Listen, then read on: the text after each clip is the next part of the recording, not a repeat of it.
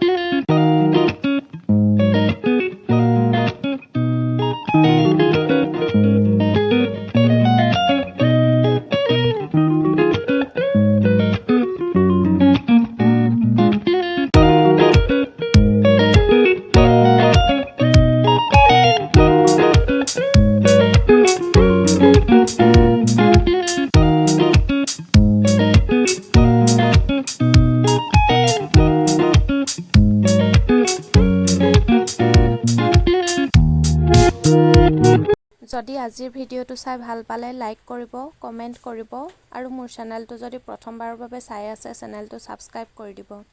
ধন্যবাদ।